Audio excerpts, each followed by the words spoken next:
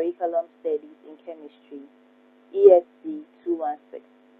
This is Unit 3, where we are tackling the models of curriculum development, and this is Session 2. We are beginning to look at the various curriculum development models available, and with Session 2, we are beginning with the Tyler's model. I am your course facilitator, Nihad Bond. Let's start. After successfully going through this session, you should be able to do the following. 1. State Tyler's 4 fundamental questions of curriculum development. 2. State Tyler's 4 components of curriculum development. 3. Draw the schematic diagram of Tyler's linear model of curriculum development. 4. Explain the various components of Tyler's model of curriculum development. And 5. Explain the merits and demerits of Tyler's model of curriculum development. The first significant writer to give us the complete approach to curriculum development was Ralph W. Tyler. Tyler believed that the curriculum development consists of finding answers to 4 fundamental questions. The questions are: 1. What educational purposes should the school seek to attain? 2. What educational experiences can be provided that is likely to attain these purposes? 3. How can these educational experiences be effectively organized?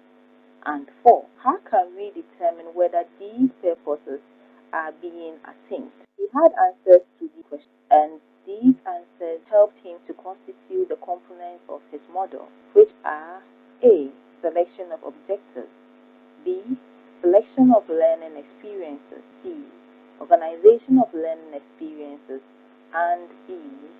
Evaluation.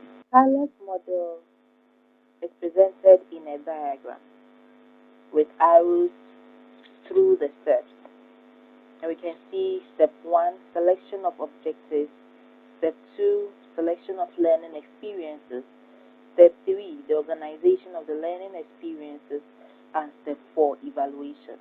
According to Tyler, the first step, selection of objectives, is the most important thing. He said the setting up and formulation of objectives are the most critical criteria for guiding all the other activities of the curriculum maker. Tyler identified 3 main sources of objectives as the studies of the learners themselves, the studies of the contemporary life outside of school, and the suggestions from subject matter specialists. Tyler believes that no single source of objectives is adequate to provide a basis of sound curriculum development.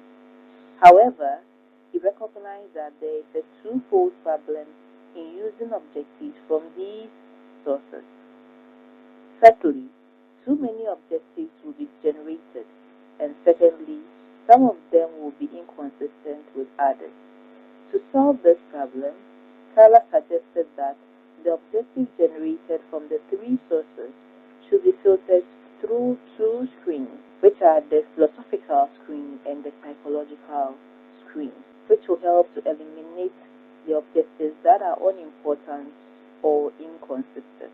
Tyler was of the opinion that each school should formulate and state its philosophy in sufficient detail so that curriculum developers can check every proposed objective against it to determine their appropriateness and relevance.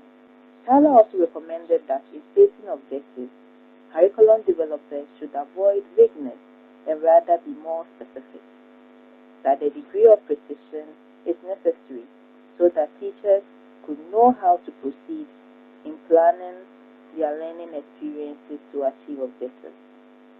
Tyler was also interested in using scientific data collection methods to study the needs of learners of particular age grades as a group.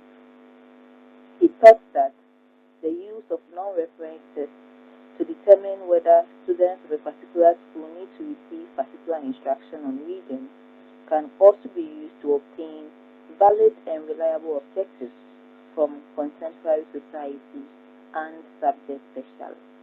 For step 2, Tyler seems to have a very comprehensive view of learning experiences He defines learning experiences as the interaction between the learner and the external conditions in his environment to which he can react.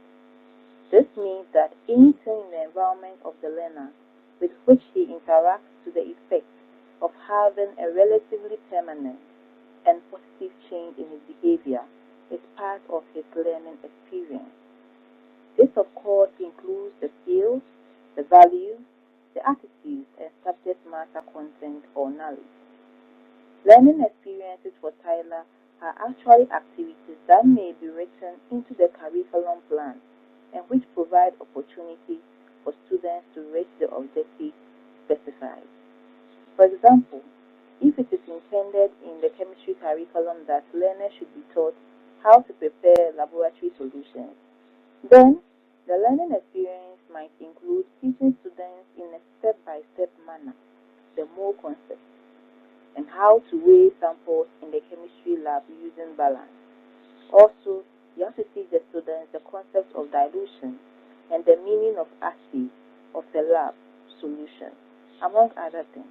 A further learning experiences will be to help the learners practically prepare solutions of different concentrations and from different acids.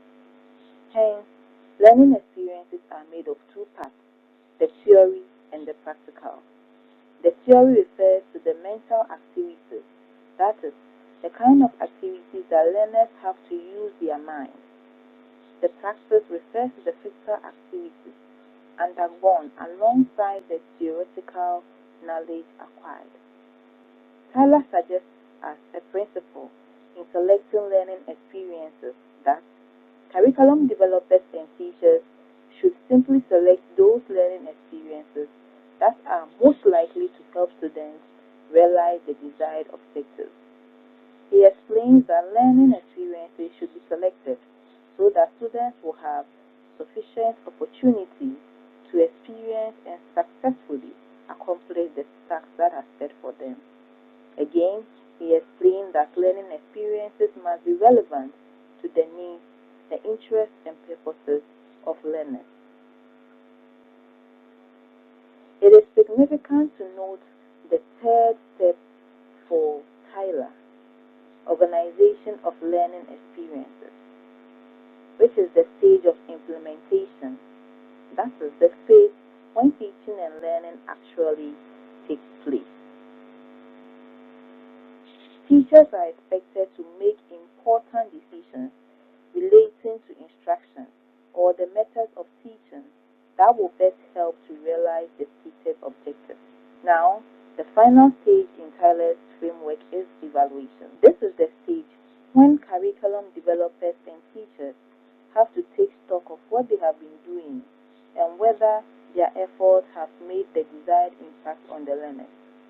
In other words, evaluation has to do with using diverse criteria to ascertain whether the desired learning outcomes have been realized on the part of the learners. For Tyler, evaluation involves giving evidence about changes in the behavior of learners. This entails using various techniques such as observations, interviews, as well as paper and pencil tests.